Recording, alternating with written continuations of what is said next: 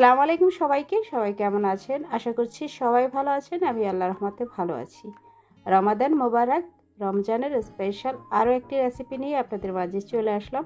আশা করছি আজকের এই রেসিপিটি আপনাদের ভীষণ ভালো লাগবে। দেখেই বুঝতে পারছেন কি রেসিপি নিয়ে আসছি।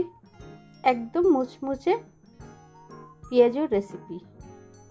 শর্ট টাইমে কিভাবে তৈরি করবেন সেটাই আমি আপনাদের সাথে শেয়ার করব। দেখেই বুঝতে পারছেন কিভাবে এটা ভেঙে যাচ্ছে, একদম মুচমুচে হয়েছে। সরাসরি রেসিপিতে চলে যাচ্ছি। এখানে আমি খেসারির ডাল নিয়েছি। 1 কাপ ভিজানোর পরে এটা ফুলে ডাবল হয়ে গিয়েছে। 6 থেকে 7 ঘন্টা আমি ভিজিয়ে রেখেছিলাম। এখন এখানে একটি বোল নিয়েছি। ডালগুলো আমি ব্লেন্ড করে এখানে উঠিয়ে নিব। এটা আমি আধা ভাঙা করে নিয়েছি, খুব একটা মিহি করা যাবে না। একদম দোকানের মতোই এটা আমি তৈরি করব। খেসারির ডাল দিয়েই এভাবে ওরা তৈরি করে আধা ভাঙা করে। এখানে আমি কিছু পেঁয়াজ নিয়েছি, সেগুলো কেটে নিব। আর পেঁয়াজটা কাটতে হবে এভাবে গোল গোল করে। এই পেঁয়াজগুলো আমি সবগুলোই কেটে নিব। প্রায় 1 কাপের মতো এখানে আমি পেঁয়াজ নিব।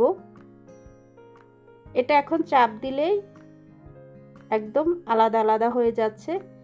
এইভাবে সবগুলো পেঁয়াজ কেটে আমি উঠিয়ে নিচ্ছি। 1 কাপ পেঁয়াজ দিয়ে দিলাম। এখানে ধনিয়া পাতা দিয়ে দিলাম আমি।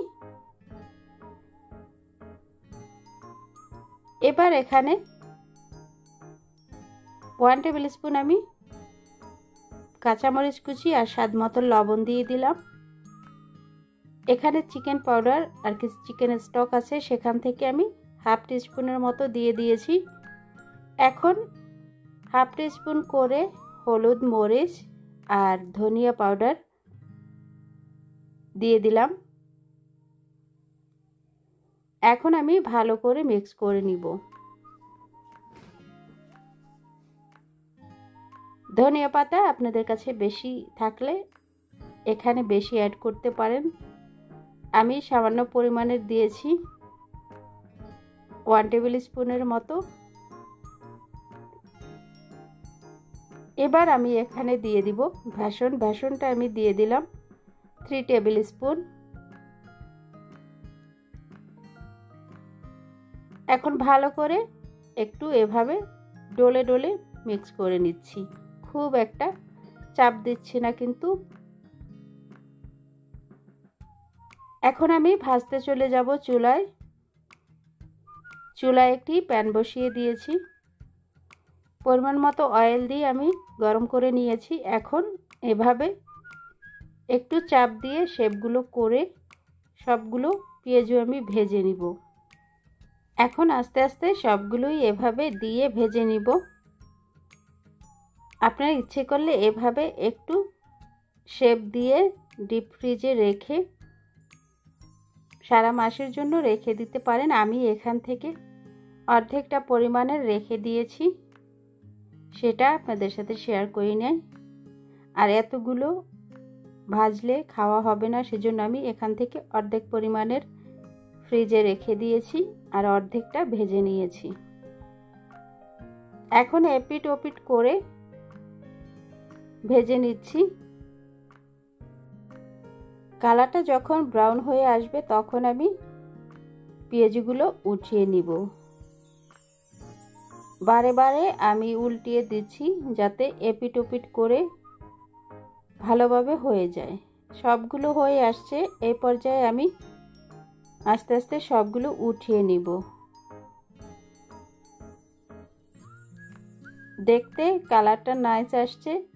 এভাবে আপনারা ট্রাই করে নিতে পারেন। আর একবার তৈরি করলে কমপক্ষে নর্মাল ফ্রিজে রেখে 2 থেকে 3 দিন পর্যন্ত এটা ব্যবহার করতে পারবেন আপনারা। সবগুলো এভাবে উঠিয়ে আমি একটু সার্ভিং ডিশে সাজিয়ে দিব। দেখতেও যেমন হয়েছিল আর খেতে অনেকটা ক্রিস্পি ছিল।